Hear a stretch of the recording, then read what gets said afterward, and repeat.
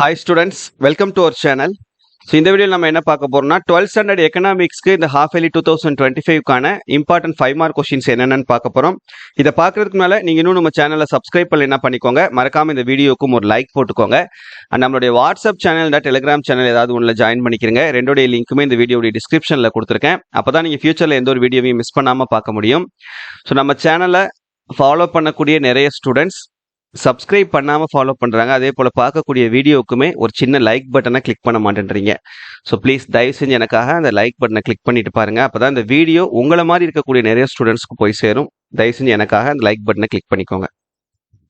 இப்போ 12 சாப்டருமே உங்களுக்கு இந்த ஹாஃப் இயர்லி எக்ஸாம் இருக்கு. இந்த 12 சாப்டருக்குமே இருக்கக்கூடிய அந்த 5 மார்க் கொஸ்டின் மட்டும் எதாவதுன்னு பார்த்துடலாம். சாப்டர் 1 பாருங்க. Discuss the scope of macro economics. பேரின பொருளியலின் பரப்பெல்லையை விவரி. Compare the features among capitalism, secularism and mixedism.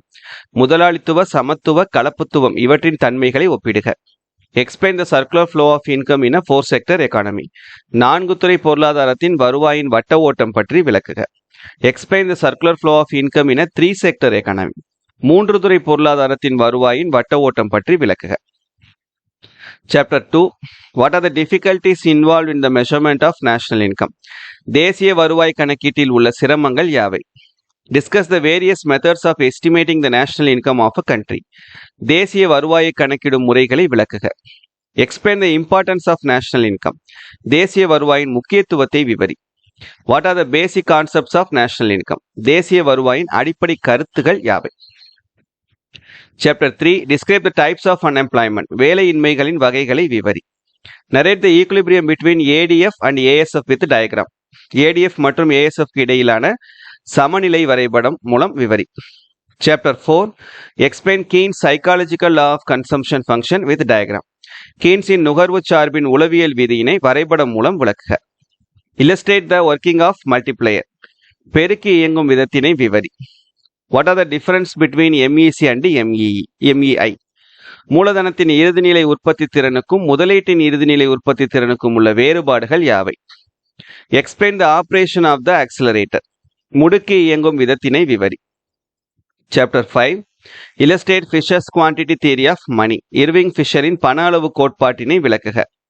Explain the functions of money. பணத்தின் கொள்கைகளை விவரி.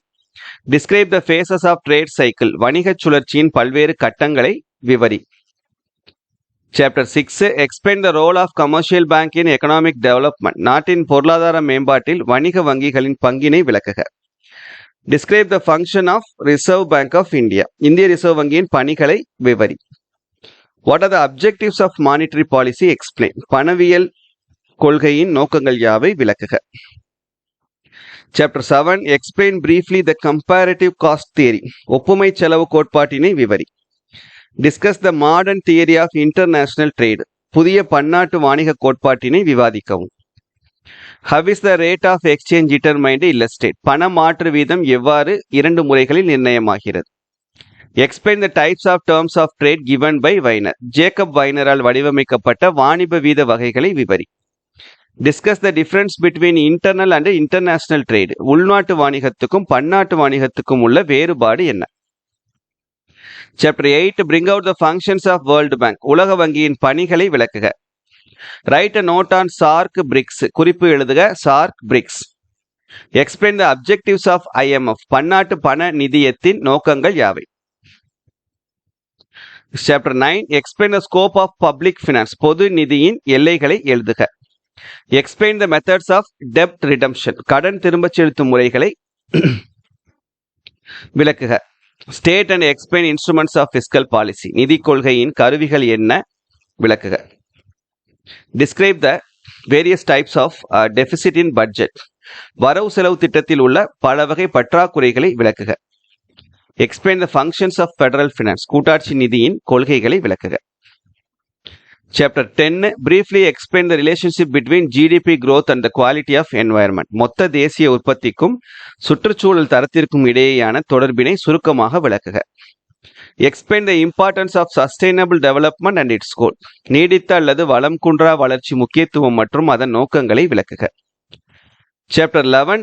Describe the different types of planning. பல்வேறு வகையான திட்டமிடல் வகைகளை விவரி.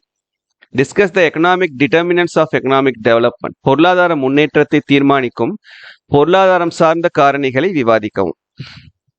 Chapter 12 elucidate the nature and scope of statistics. புள்ளியியலின் இயல்பு மற்றும் எல்லைகளை விளக்குக.